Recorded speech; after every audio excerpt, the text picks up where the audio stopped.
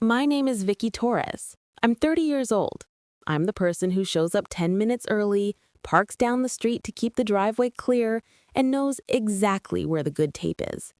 I fix the wobbly chair with a folded napkin, smile politely when everything is messy, and quietly make sure things work, that no one else even notices. I run systems for a hospital network. Translation, I keep the parts of life running that everyone else forgets exist. Coffee and spreadsheets are basically my food group. My hobbies look like chores: Sunday laundry, long walks with a podcast, saving receipts like tiny lifeboats. Then there's my sister, Eva. She's 26, sparkling on contact.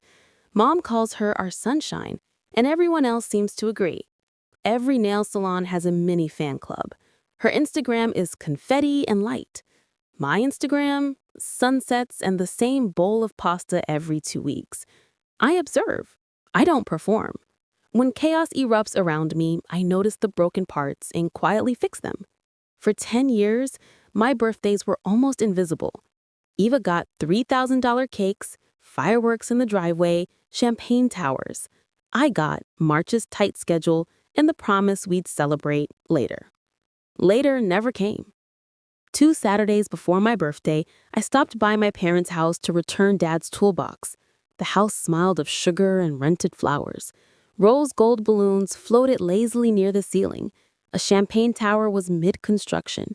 Neon signs blinked softly. Pastel macarons were stacked like a tiny edible city. It was all Eva. I stood at the doorway with the red toolbox in my hands, feeling like I'd wandered into someone else's story by mistake. Mom glanced up. "Perfect timing, mija. Can you grab the good sparkling water, the French one, crushed ice if they have it, and check if Bo has the mini quiches?" Dad didn't look up. "Move your car, kiddo. Caterer needs the driveway." Eva waved without making eye contact. "You're an angel. DJ only takes Zelle or cash. Can you front it?" I set the toolbox on the counter and caught my reflection in the microwave door. Ponytail. Dark circles. Polite smile taped on like a uniform. The fridge displayed the family calendar. 3 squares highlighted in pink. Eva, brunch, dress fitting, soft launch party. My name was penciled faintly on the following Saturday.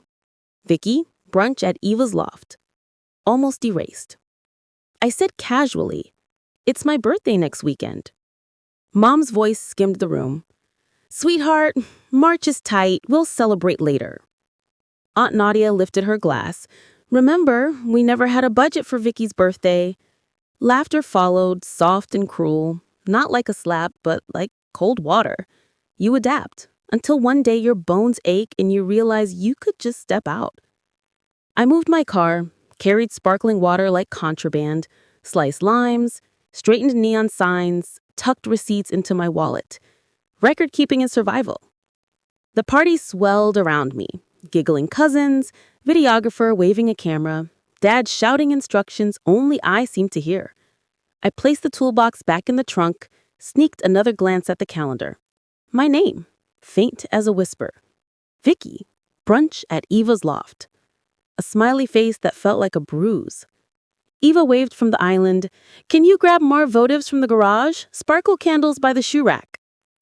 The garage smelled like detergent in winter. I found the dusty box labeled Xmas. Sparkler candles. Inside, tangled ribbon. 2 mismatched candles shaped like numbers. 2 and 7. Someone else's birthday. Mine would be 30. A grown, boundary-setting number. Back in the kitchen, I brushed glitter off the neon letters. A quiet lock clicked into place inside me. Not rage, not speech. Just finality. Dad thrust a folded check in my hand. "Give this to the florist. Text the valet, they're double parked." "I'm not the event planner," I said softly. "You're reliable," he smiled. The word landed like a weight I'd carried my entire life. By 6, the house was glossy and loud.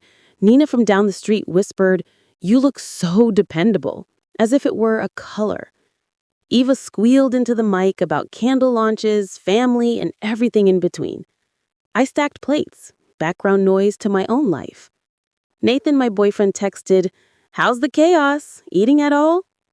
I stared at the message longer than necessary. Later, that space inside me whitened, like a window I forgot existed. By 8, dessert arrived, a fondant ribbon costing more than an hour of my salary. I stood by the sink, listening to Mom rehearse gratitude into the camera.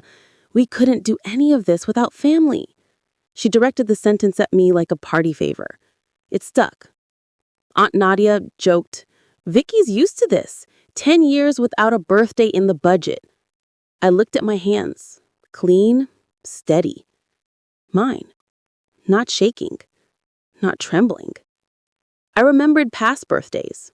Asking for a used Kindle, receiving a $10 bill. My college savings borrowed for Eva's Sweet 16. Each slight was logged, filed, counted. Tonight, I didn't flinch. By the end of the night, the house looked post-wedding. Glitter, exhaustion, stray macarons, sparkler candles shaped like questions. Mom kissed my cheek. "You're our rock." Rocks hold things up. Rocks stay out of photos. Rocks don't blow candles out. I carried the toolbox to the car, the calendar in my mind replaying the faint pencil line of my overlooked self. Outside, night wrapped the neighborhood in soft blue squares. I sat in my car, door open, breathing in silence. Somewhere in the house, the dishwasher started, music died. Nabin texted, "You okay?" "I think so." I typed. Something clicked. He replied, "Good click or a bad click?" "Good," I whispered to no one. "Good and final." I didn't drive immediately. I watched my breath fog the rear view, then opened the Notes app. What I will and won't do. Empty page. Just opening it felt like lighting my first candle for myself. Later, fireworks crackled behind the house. Reflex made me look. Gold sparks, loud, unnecessary. I didn't envy. I didn't feel small. I felt corridors opening inside me, quiet, sure, leading somewhere I hadn't been allowed before. I drove home without the radio. Tomorrow there would be errands, another joke about March being tight, but something inside me had shifted. I didn't announce it. I didn't need witnesses. Some revolutions begin quietly. Mine started with a penciled-in name on a fridge and the decision to stop being a receipt in someone else's pocket. And just like that, I realized this was the first birthday I would celebrate for me, not anyone else. Subscribe for more stories like this. The morning after my little victory, the house felt different. Not loud, not festive, just still. The air seems lighter, almost as if the walls themselves were holding their breath. I sat at the kitchen table, sipping coffee, listening to the soft tick of the clock, a sound I had barely noticed before. For once, I wasn't running errands, juggling schedules, or calculating someone else's happiness. For once, I was allowed to exist without being the background music to everyone else's life. My phone buzzed. I braced myself, expecting the usual flurry. "Mom, did you send a deposit? Eva's engagement. We're counting on you." But no. This time it was Nathan. "Morning. Sleep well?" His text read. I stared at the words for a moment, surprised by the simple calm. I typed back, "Better than I have in years." He replied instantly, with a heart emoji and a single word, "Finally." It hit me then. Maybe I hadn't realized how long I'd been holding my breath. 10, 15 years of constantly leaning forward, keeping everything from falling apart, while the world barely noticed. That invisible labor had a cost, and it was mine to pay. Or, finally, mine to refuse. I started going through my later folder again, now rebranded as Paid in Full. Every line blurred with memories. $1,187 catering tip, $900 fireworks deposit, $1,480 Eva's emergency glam team, $2,600 venue balance from her Sweet 16, My mind ran through each transaction like a slideshow of exhaustion and unacknowledged labor. I had bankrolled my family's comfort for over a decade, and for the first time, I didn't flinch at that truth. A small smile crept in. Nathan was right. No one else had handed me the key to this quiet, but I had finally turned it in my own hands. By midday, I made myself a simple lunch: toast, eggs, a cup of tea. Nothing fancy.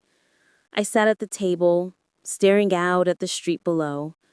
Families were bustling, people moving through routines, but I felt detached in the best way possible. Detached from obligation, from expectation, from the invisible ledger I'd been forced to keep. And then the texts started rolling in again. Mom, just checking if you sent the deposit yet. Eva's engagement. Vicky, venue, $6,000 due today. Please confirm. I stared at the messages, the old familiar burn of frustration rising in my chest, but this time it felt like a muscle I could choose not to use. I didn't reply. Not yet. Instead, I opened a travel site on my laptop. Switzerland. First class. A chalet in the Alps. My cursor hovered over book flight, but I didn't click. I just let the idea sit there, glowing quietly, daring me to imagine freedom. I went through the motions of my day, grocery shopping, tidying my apartment, making myself a simple dinner. The world moved fast outside my window, but inside, time stretched. I realized that for years I had never allowed myself this stillness. It wasn't indulgence, it was survival. That night, I decided to go through old family photos. Each image told the same story in slightly different angles. Me in the background, Eva in the spotlight, smiles that didn't quite reach eyes, laughter that sounded rehearsed. I caught myself staring at one photo of Eva at her sweet 16, a fog machine swirling behind her. I was holding a tray of drinks, my hand steady, my smile polite. Behind me, Mom clapped. Dad's hand rested on Eva's shoulder. The same dynamic repeated over and over. Each birthday, each event, every celebration, a silent ledger of unequal love. My chest ached, but it was a different ache now. Not one of longing or despair, but of clarity. For 10 years, I had told myself I didn't need to be the favorite. I had told myself it was okay to stay in the shadows. But shadows become walls when you live in them too long. By 7 p.m., Nathan came over. He didn't need an invitation. He just appeared, a bag of bagels in one hand, coffee in the other. His presence was quiet, but grounding. So, the tourist circus? He asked lightly, settling into the couch like he belonged. They want me to cover Eva's engagement deposit, I muttered, pulling my laptop onto the coffee table. He raised an eyebrow. 6,000? I nodded. He leaned back, his voice soft but sharp. You know, Vicky, the word selfish gets thrown around when someone finally stops volunteering for everyone else's comfort. I exhaled, the tension in my shoulders loosening just a little. It sounds simple when you say it. Because it is, he said, brushing his thumb over mine. Change doesn't start with belief. It starts with exhaustion and finally saying enough. Later that night, I opened my notes app again. Under my list of what I won't do, I added no more co-signing, no more covering bills, no more being a receipt for someone else's comfort. The decision wasn't dramatic. There were no speeches, no applause, just a quiet resolve that settled in my chest and stayed. For the first time, the ledger felt like mine, not theirs. Friday morning came with the usual buzz of reminders and expectation, but I didn't move as usual. The family chat was alive with urgency. Vicky, the deposit. We're counting on you. I stared at the messages, my finger hovering over the screen, a quiet, defiant smile tugging at my lips. I drove to work, passing streets that felt the same, but the weight in my chest felt different. When I arrived, I didn't rush. I didn't calculate the next favor I'd be expected to cover.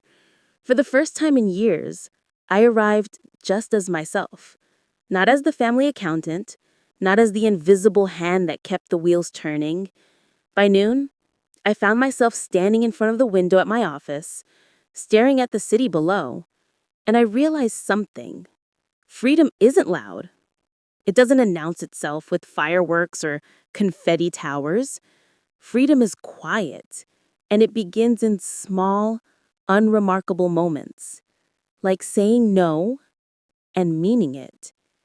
By evening, the family had escalated.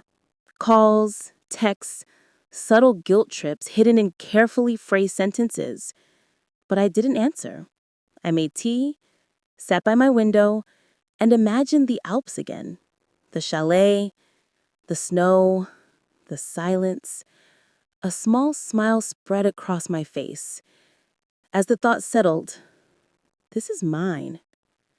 And it's just beginning. The next morning, the storm of messages and guilt trips had reached its peak. Mom called, her voice clipped, rehearsed politeness hiding frustration.